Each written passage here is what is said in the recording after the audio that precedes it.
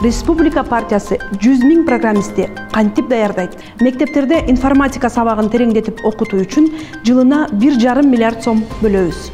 6 класстан тарта окуучулар программалоо тилин үйрөнүп баштайт жана мектепти аяктагандан кийин кесипкөй адис болуп чыгышат.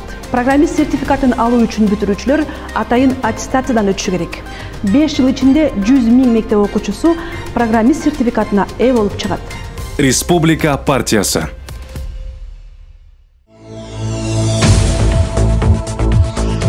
Интернет желесинде таза шайлоого үгүттөөнүн өзгөчө ыкмалары тарап жатат. Өзүн жашырган интернет колдонуучу 1000 сомдук купюраны кайчы менен бир нече жолу майдалап кыркып салды. Тасмадан ошондой эле майда бөлүкчөлөргө бөлүнгөн Мекеним Кыргызстан партиясынын логотиби бар баракчаларды көрүүгө болот. Видеонун аягында акчаны кырккан мырза бул партияга добуш бербөөгө чакырам дейт. Тасма интернет желесинде кызуу талкуу жаратты. Айрымдар партияны сындаса, айрымдар акчаны кырккан адам мамлекеттин экономикасына кыянаттык кылды деп баа беришүүдө. Белгилей кетсек, мамлекет ар бир купюраны чет өлкөдөн чоң суммага жасатып келет.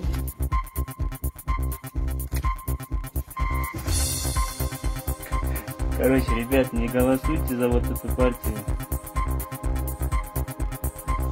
Кыргызстанда бир сутканын ичинде 118 адам коронавирустан айыгып чыкса, ошол эле учурда 147 киши ооруну жуктуруп алганы аныкталды. Бул туурасында республикалык штаб билдирди. Ошондой эле 12 медицина кызматкери COVID-19 жуктуруп алганы аныкталды. Алардын 3-өө Бишкек шаарында, 3-өө Ош шаарында жана Жалал Абад облусунда 6. Аны менен катар ооруканалардан 6, үй карантининен 10 медик айыгып чыгарылган.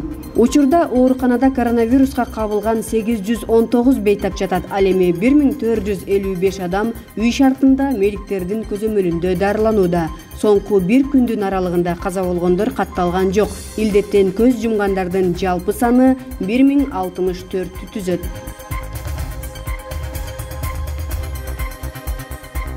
Дүйнөдө биринчилерден болуп ВИЧ оорусунан айыккан АКШнын Тимоти Рэй Браун аттуу жараны рак оорусунун кайталанып пайда болушунан улам каза болду. Бул тууралуу анын Facebook аккаунтунда айтылган.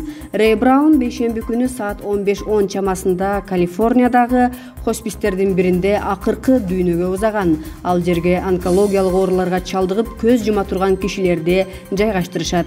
Берлиндик пациент деген ат менен таанымал Тимоти Рэй Браун 2007 жылы лейкемия менен күрөшүү максатында сөөктүн чучугун алмаштырган. Жыйынтыгында ал ракты жеңип, ага чейин алышып келе жаткан ВИЧ инфекциясынан дагы айыккан.